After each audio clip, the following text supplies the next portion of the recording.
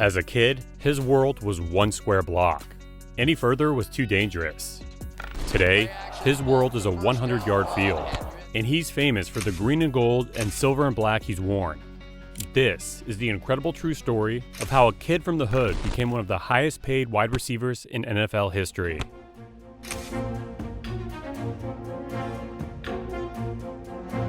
In March of 2022, Davante Adams signed a 5-year contract worth over $140 million, making him the highest paid wide receiver in the history of the NFL. It was a moment of incredible triumph, the culmination of a long and difficult journey. A journey that began in a place where a contract like that was not just a dream, it was an impossibility. It began in East Palo Alto, California. In 1992, the year before Davante Adams was born, the small city of East Palo Alto had a population of only 24,000 people. That same year, it had 42 murders, giving it the grim and notorious title of the murder capital of the United States. This was the world Davante was born into, a world of pervasive gang violence, drug activity, and deep poverty. He has described his childhood as being surrounded by constant danger, a place where the sound of gunshots was a normal part of his day. In an interview, he once said, "I was at the park, and a guy got shot and was right down the street. You get numb to it after a while, and it's a bad thing to say, but it's the truth." In this world, survival was a daily struggle, and for Davante's parents, Douglas Adams and Deanna Moore, their most important job was protecting their 4 children from the chaos outside their door. They enforced a strict set of rules, a code for survival in East Palo Alto. The first and most important rule was about colors. Davante was strictly forbidden from wearing red or blue, the colors of the local rival gangs. Wearing the wrong color on the wrong street was a simple mistake that could get you killed. He also had a firm curfew. Be home before the streetlights come on, and he was not allowed to venture beyond a specific block. His world was small, a protective bubble his parents had created for him. Their second strategy for keeping him safe was to keep him busy.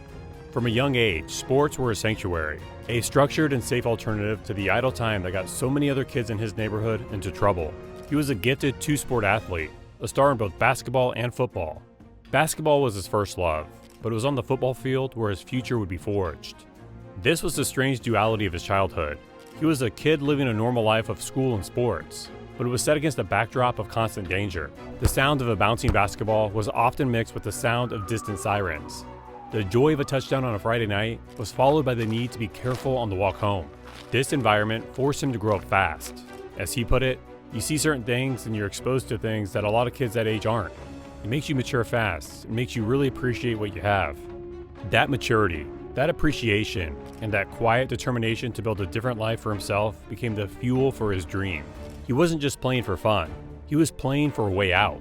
And despite the incredible odds stacked against a kid from East Palo Alto, he was about to prove that talent, combined with a relentless work ethic, could overcome any circumstance.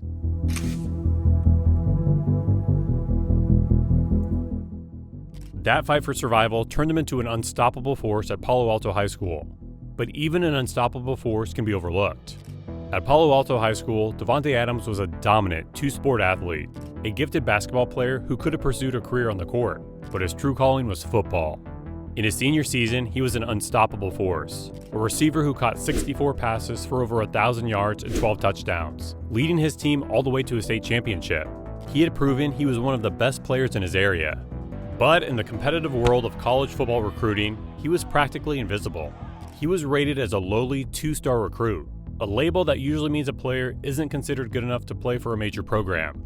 He was seen as undersized and raw. The few schools that did show interest wanted him to play defensive back, not the receiver position where he knew he could dominate. The path out of East Palo Alto was proving to be much harder than he had imagined.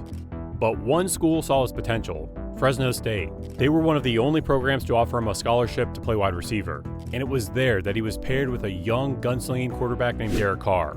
The connection was instant. The results were historic. After redshirting his first year to get bigger and stronger, Adams and Carr formed one of the most explosive quarterback-receiver duos in the history of college football. In his freshman season, Adams was a sensation, catching over 100 passes for more than 1,300 yards and 14 touchdowns. But that was just a warm-up. In his sophomore season in 2013, he was a one-man wrecking crew. He put up video game numbers, leading the entire nation in almost every major receiving category. He finished the year with an incredible 131 receptions, 1,718 yards, and 24 touchdowns. He wasn't just good, he He was the most productive wide receiver in all of college football. After just 2 seasons of rewriting the record books, he declared for the NFL draft. He was no longer the overlooked 2-star recruit. He was a certified star. The Green Bay Packers selected him in the 2nd round of the 2014 NFL Draft. A dream come true. He was now teammates with one of the greatest quarterbacks of all time, Aaron Rodgers. The kid from the murder capital of America had made it. His fairy tale, however, was about to turn into a nightmare. After a decent rookie year, his 2nd season in the NFL was a complete and utter disaster. When the team's #1 receiver Jordy Nelson went down with a season-ending injury, Adams was thrust into a starting role he was not ready for. The pressure was immense, and he crumbled. He was plagued by nagging ankle injuries. But worse, he developed a severe case of the drops. Passes that he should have caught easily were bouncing off his hands. His confidence was shattered. Week after week, he would stall drives with critical drops, becoming the main target of a frustrated Packers fan base. The numbers from his 2015 season were brutal. He caught only 50 of his 94 targets, with just 1 single touchdown. He was labeled a bust, a 2nd-round pick who couldn't handle the big leagues. The dream that had gotten him out of East Palo Alto now looked like it was fading. The quiet kid who had survived a world of real-life danger was now facing his first professional rock bottom, a public failure on a national stage.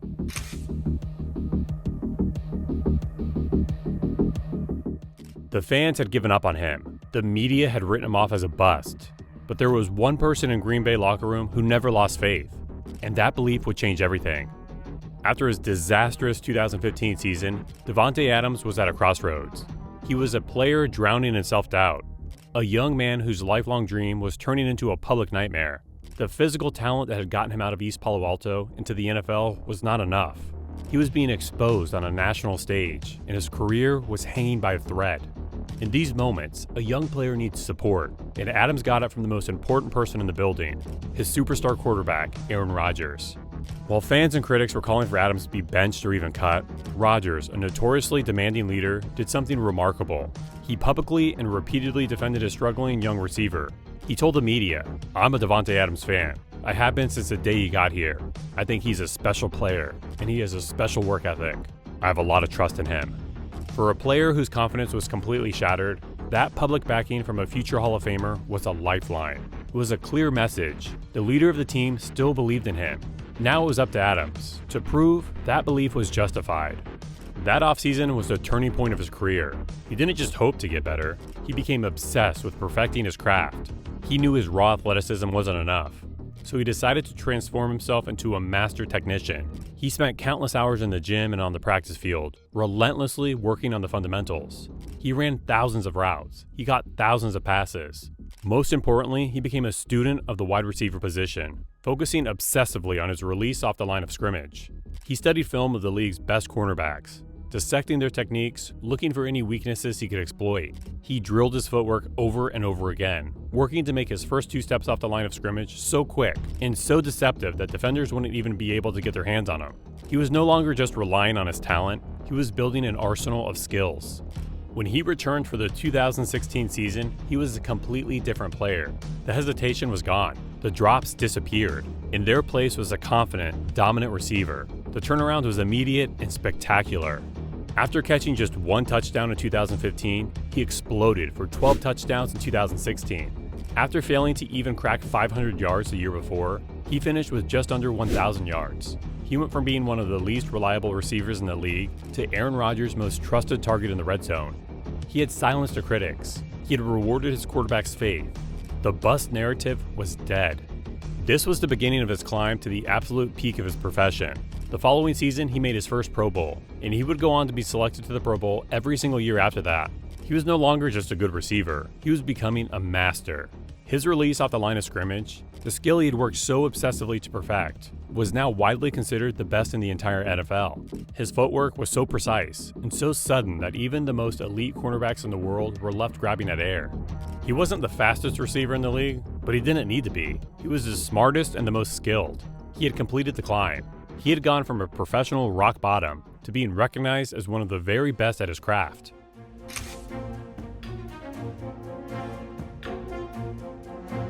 He had silenced the critics and earned the respect of the entire league. Now it was time to get paid. By the 2020 season, Davante Adams had fully ascended to the top of the NFL mountain. The years of relentless work on his craft had paid off, transforming him from a player with questionable hands into the most feared route runner in the game. His connection with quarterback Aaron Rodgers had evolved from a simple partnership into a near telepathic bond. Defensive coordinators knew what was coming, but they were powerless to stop it. The back shoulder throws, the lightning-quick releases, the impossible sideline catches. It was a weekly masterclass in technical perfection. Adams was no longer just a Pro Bowler. He was an unstoppable force. In a 2020 season where he missed 2 games due to injury, he still put up staggering numbers, catching 115 passes and leading the league with a remarkable 18 touchdowns. He was named the first-team All-Pro, the highest honor a player can receive, officially recognizing him as the best at his position. He proved it wasn't a fluke by being even better the following year, setting a Packers franchise record with 123 receptions for over 1,500 yards, and was named an All-Pro for the 2nd consecutive season. The kid who was once a 2-star recruit, the player who was once labeled a bust by his own fanbase, was now on a clear path to the Hall of Fame. After his dominant 2021 season, his rookie contract was up, and he was due for a massive payday, a contract that would reflect his status as the best in the game. Everyone assumed he would re-sign with Green Bay to finish his career with Aaron Rodgers and continue their historic partnership. But Davante had other plans. They were rooted in a connection that went even deeper than the one he had with his legendary quarterback. He wanted to go home, in a sense, and reunite with his college quarterback and best friend Derek Carr. The Packers, unwilling to let him walk, placed the franchise tag on him, a move that would keep him in Green Bay for 1 more year. But Adams made it clear he would not play on the tag. It was a high-stakes standoff. In March of 2022, the football world was stunned when the Packers, faced with an impossible situation, traded Davante Adams to the Las Vegas Raiders. It was a move that broke up one of the most successful partnerships in the league. But for Adams, it was a chance to fulfill a long-held dream of playing with the man he had started his journey with at Fresno State. It was a story of loyalty, a choice to bet on a friendship forged in the fires of college football. And it came with the ultimate triumph. Immediately upon his arrival in Las Vegas, the Raiders signed him to a historic, record-breaking contract. The deal was for 5 years and $141.25 million. It was a number that was almost impossible to comprehend for a kid from East Palo Alto. The contract included over $65 million in guaranteed money and would pay him an average of over $28 million per year. At that moment, the deal made Davante Adams the highest-paid wide receiver in the history of the National Football League. This was the ultimate payoff, the final and definitive peak of his incredible journey. The kid from the murder capital of America, the young man who was forbidden from wearing certain colors for his own safety, was now the richest receiver in the history of the sport he had used as his escape. It was a testament to his relentless work ethic, a story of a player who wasn't born with the same blazing speed as some of his peers, but who outworked and outskilled every single one of them to become the best. His legacy is now secure. He is a lock for the Hall of Fame, but more than that, he's a symbol of what is possible. His story is a powerful reminder that a person's starting point does not have to determine their final destination. He is a testament to the power of dedication, to the idea that you can transform yourself from a player with unreliable hands into the most technically perfect route runner in the game through sheer force of will. His story is bigger than football. It's about a young man who navigated a world of danger, who faced public failure and ridicule, and who never stopped believing in himself. The first thing he did after signing his first major contract was to provide for his family, ensuring that the struggles he faced would be a thing of the past for them. His journey is a powerful reminder that a person's starting point does not have to determine their final destination. From the dangers of East Palo Alto to the peak of the NFL, Davante Adams proved that relentless work can overcome any circumstance. He finished at the very top. It proves that a player's true strength isn't measured in the weight room or at the NFL Combine. It's measured in resilience, the ability to get knocked down over and over again and find a way to keep moving forward. Davante Adams never stopped moving forward. So, who is another player with an incredible comeback story? Share it in the comments, and don't forget to subscribe for more rags to riches stories.